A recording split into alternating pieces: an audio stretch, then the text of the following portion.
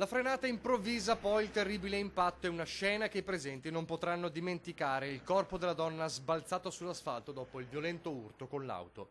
Le condizioni di Gina Cecchin, 77 anni, erano già gravissime quando i sanitari del SUEM sono arrivati d'urgenza in via Vivaldi per soccorrerla. Tanto gravi che l'anziana non ha fatto nemmeno in tempo ad arrivare all'ospedale, spirando nell'ambulanza.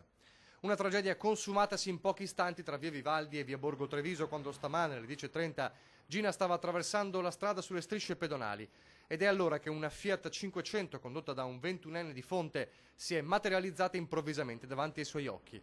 Da stabilire l'esatta dinamica della tragedia. Di fatto lo scontro è stato inevitabile e la 77enne è finita sull'asfalto.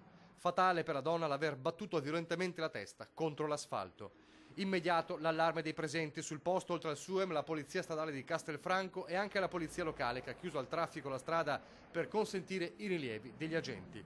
Il 21enne alla guida dell'auto è ora indagato per omicidio stradale.